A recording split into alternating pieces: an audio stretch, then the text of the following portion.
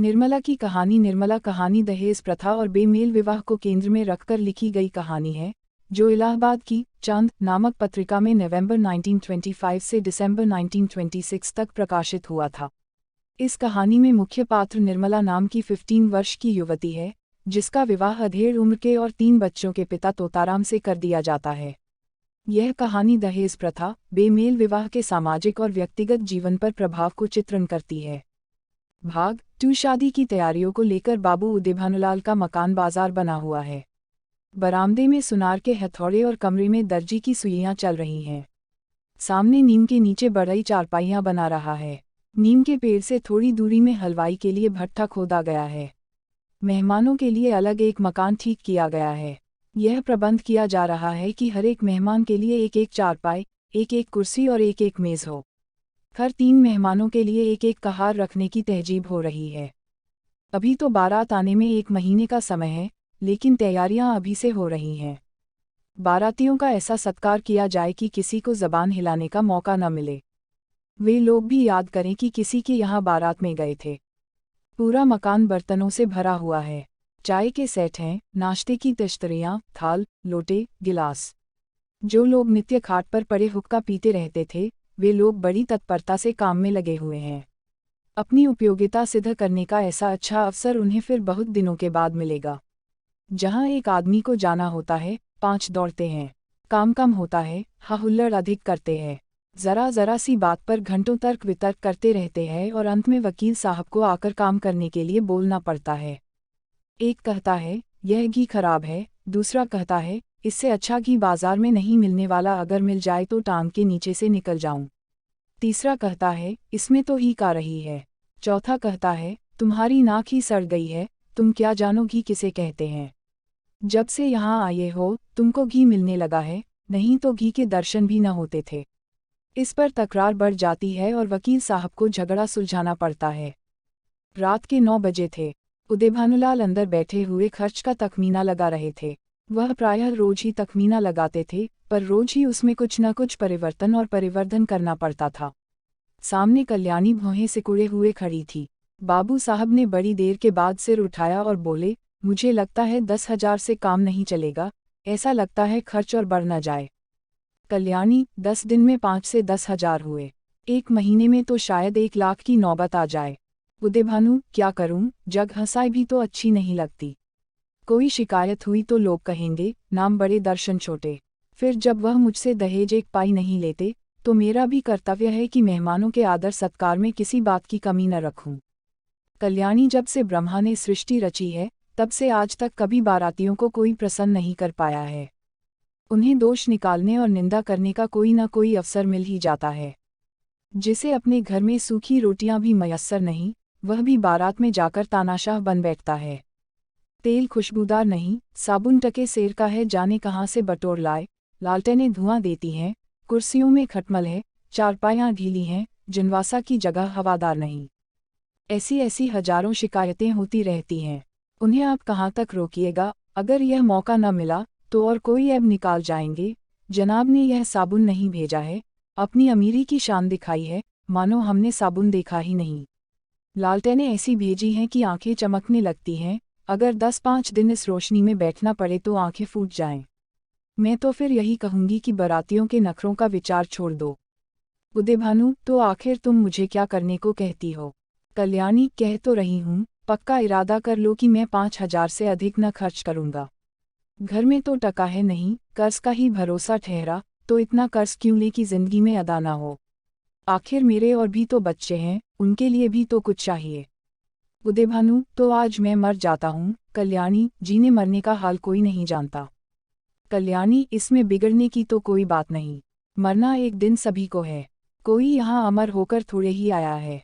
आंखें बंद कर लेने से तो होने वाली बात न टलेगी। रोज आंखों देखती हूँ, बाप का देहांत हो जाता है, उसके बच्चे गली गली ठोकरें खाते फिरते हैं। आदमी ऐसा काम ही क्यों करे। उदयभानु ने जलकर कहा, जो अब समझ लूं कि मेरे मरने के दिन निकट आ गए, यही तुम्हारी भविष्यवाणी है। सुहाग से स्त्रियों का जी उगते नहीं सुना था, आज यह नई बात मालूम हुई। रंडापे में भी कोई सुख होगा ही तुम्हारे लिए। कल्याणी, तुमसे दुनिया की कोई भी बात कही जाती है, तो जहर उगलने लगते हो। इसलिए न कि जानते हो, इसे कहीं टिकना नहीं है, मेरी ही रोटियों पर पड़ी हुई है या और कुछ। जहाँ कोई बात कही, बस सिर हो गए, मानो मैं घर की लौड़ी हूँ, मेरा केवल रोटी और कपड़े का नाता है। जितना ही मैं दबती हूँ, तुम और भी दबाते हो। मुफ्तखोर माल उड़ाएं, कोई मुंह न खोले, शराब कबाब में रुपए लुटें, कोई जबान न हिलाए। वे सारे कांटे मेरे बच्चों ही के लिए तो बोए जा रहे हैं। उदयभानु लाल, तो मैं क्या तुम्हारा गुलाम हूँ? कल्याणी, तो क्या मैं तुम्हारी लौड़ी हूँ? उदयभानु लाल, ऐसे मर्द और होंगे जो औरतों के इशारों पर नाचते हैं। कल्याणी, तो ऐसी स्त्रियों और ही होंगी जो मर्दों की जूतियां सहा करती हैं। उदयभानु लाल, मैं कमाकर लाता हूँ, जैसे चाहूँ खर्च कर सकता हूँ, किसी को बोलने का अधिकार नहीं। कल्याणी, तो आप अपना घर संभालिए। ऐसे घर को मेरा दूर ही से सलाम है, जहाँ मेरी कोई पूछ नहीं। घर में तुम्हारा जितना अधिकार है, उतना ही मेरा भी, इससे जौ भर भी कम नहीं। अगर तुम अपने मन के राजा हो, तो मैं भी अपने मन की रानी हूँ। तुम्हारा घर तुम्हें मुबारक रहे, मेरे लिए पेट की रोटियों की कमी नहीं है। तुम्हारे बच्चे हैं, मारो या जलाओ, न आँखों से देखूंगी, न पीड़ा होगी। आंखें फूटी, पीर गई। उदयभानु, तुम क्या समझती हो कि तुम्हारे बिना मेरा घर नहीं संभलेगा? मैं अकेले ऐसे ऐसे 10 घर संभाल सकता हूँ। कल्याणी, अगर इसी महीने में घर मिट्टी में न मिल जाए तो कहना, कोई कहती थी। यह कहते कहते कल्याणी का चेहरा तमतमा उठा, वह झमक कर उठी और कमरे के द्वार की ओर चली। वकील साहब मुकदमे में तो खूब मीन मेख निकालते थे, लेकिन स्त्रियों के स्वभाव का उन्हें कुछ थोड़ा सा ही ज्ञान था। यही एक ऐसी विद्या है जिसमें आदमी बूढ़ा होने पर भी कोरा रह जाता है। अगर वे अब भी नर्म पड़ जाते और कल्याणी का हाथ पकड़कर बिठा लेते, तो शायद वह रुक जाती, लेकिन आपसे यह तो हो न सका। उल्टे चलते चलते एक और तहाना दे दिया। बोले, मायका का घमंड होगा। कल्याणी ने द्वार पर रुककर पति की ओर लाल लाल नेत्रों से देखा और बिफरकर बोली, मेरे मायके वाले मेरे तकदीर के साथी नहीं है, और न मैं इतनी नीच हूं कि उनकी रोटियों पर जा पड़ूं। उदयभानु, तब कहाँ जा रही हो? कल्याणी, तुम यह पूछने वाले कौन होते हो?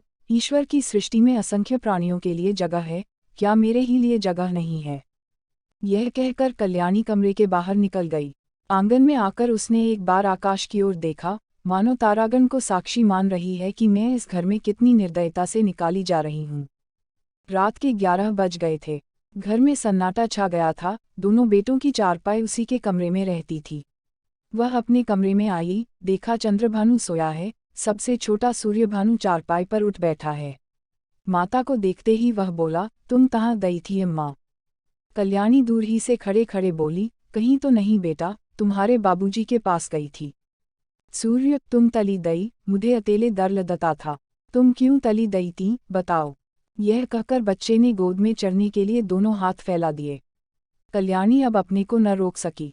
मातृ स्नेह के सुधा प्रवाह से उसका संतप्त हृदय परिप्लावित हो गया। हृदय के कोमल पौधे, जो क्रोध की ताप से मुरझा गए थे, फिर हरे हो गए।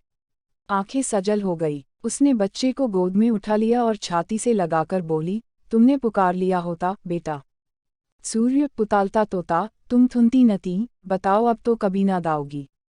कल्याणी, नहीं भैया, अब नहीं जाऊंगी। यह कहकर कल्याणी सूर्यभानु को लेकर चारपाई पर लेटी। माँ के हृदय से लिपटते ही बालक निशंक होकर सो गया। कल्याणी के मन में संकल्प विकल्प होने लगे। पति की बातें याद आती तो मन होता घर को तिलांजलि देकर चली जाऊं, लेकिन बच्चों का मुंह देखती तो वात्सल्य से चित्त गदगद हो जाता। बच्चों को किस पर छोड़कर जाऊं? मेरे इन लालों को कौन पालेगा? ये किसके होकर रहेंगे? कौन प्रातःकाल इन्हें दूध और हलवा खिलाएगा? कौन इनकी नींद सोएगा, इनकी नींद जागेगा? बेचारे कौड़ी के 3 हो जाएंगे। नहीं प्यारो, मैं तुम्हें छोड़कर नहीं जाऊंगी। तुम्हारे लिए सब कुछ सह लूंगी। निरादर, अपमान, जली कटी, खोटी खरी, घुड़की झिड़की सब तुम्हारे लिए सहूंगी। कल्याणी तो बच्चे को लेकर लेटी, पर बाबू साहब को नींद न आई। उन्हें चोट करने वाली बातें बड़ी मुश्किल से भूलती थी। उफ, यह मिजाज, मानो मैं ही इनकी स्त्री हूँ। बात मुंह से निकालनी मुश्किल है। अब मैं इनका गुलाम होकर रहूं। घर में अकेली यह रहें और बाकी जितने अपने बेगाने हैं, सब निकाल दिए जाएं। जला करती हैं, मानती हैं कि यह किसी तरह मरें, तो मैं अकेली आराम करूं। दिल की बात मुंह से निकल ही आती है, चाहे कोई कितना ही छिपाए। कई दिन से देख रहा हूँ, ऐसी ही जली कटी सुनाया करती है।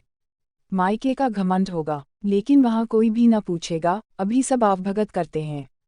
जब सिर पर जाकर पड़ेगी तो आटे दाल का भाव मालूम होगा। रोती हुई जाएगी। वाह रे घमंड, सोचती है मैं ही यह गृहस्थी चलाती हूँ। अभी 4 दिन को कहीं चला जाऊं तो मालूम हो जाएगा, सारी शेखी किरकिरी हो जाएगी। एक बार इनका घमंड तोड़ ही दूं, जरा वैधव्य का मजा भी चखा दूं। न जाने इनकी हिम्मत कैसे पड़ती है कि मुझे यूं कोसने लगते हैं। मालूम होता है यह घर से इतना सिमटा हुआ है कि इसे चाहे जितना कोसूं, दहलने का नाम न लेगा। यही बात है, पर यहाँ संसार से चिमटने वाले जीव नहीं हैं। जहन्नुम में जाए यह घर, जहाँ ऐसे प्राणियों से पाला पड़े। घर है या नरक, आदमी बाहर से थका मांदा आता है तो उसे घर में आराम मिलता है। यहाँ आराम के बदले आराम हराम कर देती है। मेरी मृत्यु के लिए व्रत रखे जाते हैं। यह है 25 वर्ष के दाम्पत्य जीवन का अंत। बस चल ही दूं। जब देख लूंगा इनका सारा घमंड धूल में मिल गया और मिजाज ठंडा हो गया तो लौट आऊंगा। 4-5 दिन काफी होंगे। लो, तुम भी याद करोगी किसी से पाला पड़ा था। यही सोचते हुए बाबू साहब उठे, रेशमी चादर गले में डाली, कुछ रुपए लिए, अपना कार्ड निकालकर दूसरे कुर्ते की जेब में रखा, छड़ी उठाई और चुपके से बाहर निकले। सब नौकर नींद में मस्त थे। कुत्ता आहट पाकर चौंक पड़ा और उनके साथ हो लिया। पर यह कौन जानता था कि यह सारी लीला विधि के हाथों रची जा रही है। जीवन रंगशाला का वह निर्दय सूत्रधार किसी अगम गुप्त स्थान पर बैठा हुआ अपनी जटिल क्रूर क्रीड़ा दिखा रहा है। यह कौन जानता था कि नकल असल होने जा रही है, अभिनय सत्य का रूप ग्रहण करने वाला है। बाबू उदेभानुलाल लपके हुए गंगा की ओर चले जा रहे थे। उन्होंने अपना कुर्ता घाट के किनारे रखकर 5 दिन के लिए मिर्जापुर चले जाने का निश्चय किया था। उनके कपड़े देखकर लोगों को डूब जाने का विश्वास हो जाएगा। कार्ड कुर्ते की जेब में था। पता लगाने में कोई दिक्कत न हो सकती थी। दम के दम में सारे शहर में खबर मशहूर हो जाएगी। 8 बजते बजते तो मेरे द्वार पर सारा शहर जमा हो जाएगा, तब देखूं देवी जी क्या करती हैं। यही सोचते हुए बाबू साहब गलियों में चले जा रहे थे। सहसा उन्हें अपने पीछे किसी दूसरे आदमी के आने की आहट मिली, समझे कोई होगा। आगे बढ़े, लेकिन जिस गली में वह मुड़ते उसी तरफ यह आदमी भी मुड़ता था। तब बाबू साहब को आशंका हुई कि यह आदमी मेरा पीछा कर रहा है। ऐसा आभास हुआ कि इसकी नीयत साफ नहीं है। उन्होंने तुरंत जेबी लालटेन निकाली और उसके प्रकाश में उस आदमी को देखा। एक बलिष्ठ मनुष्य कंधे पर लाठी रखे चला आ रहा था। बाबू साहब उसे देखते ही चौंक पड़े। यह शहर का छटा हुआ बदमाश था। 3 साल पहले उस पर डाके का अभियोग चला था। उदेभानु ने उस मुकदमे में सरकार की ओर से पैरवी की थी और इस बदमाश को 3 साल की सजा दिलाई थी। तभी से वह इनके खून का प्यासा हो रहा था। कल ही वह जेल से छूटकर आया था। आज देवात साहब अकेले रात को दिखाई दिए तो उसने सोचा यह इनसे दाव चुकाने का अच्छा मौका है। ऐसा मौका शायद ही फिर कभी मिले। तुरंत पीछे हो लिया और वार करने की घात ही में था कि बाबू साहब ने जेबी लालटेन जलाई। बदमाश जरा ठिठक कर बोला, क्यों बाबूजी पहचानते हो, मैं हूँ मतई। बाबू साहब ने डटकर कहा, तुम मेरे पीछे पीछे क्यों आ रहे हो। मतई, क्यों, किसी को रास्ता चलने की मना है, क्या यह गली तुम्हारे बाप की है। बाबू साहब जवानी में कुश्ती लड़े थे, अब भी हृष्ट पुष्ट आदमी थे। दिल के भी कच्चे न थे। छड़ी संभाल कर बोले, अभी शायद मन नहीं भरा, अब की 7 साल को जाओगे। मतई, मैं 7 साल को जाऊंगा या 14 साल को, पर तुम्हें जिद्दा नहीं छोड़ूंगा। हाँ, अगर तुम मेरे पैरों पर गिरकर कसम खाओ कि अब किसी को सजा न कराऊंगा, तो छोड़ दूंगा। बोलो मंजूर है।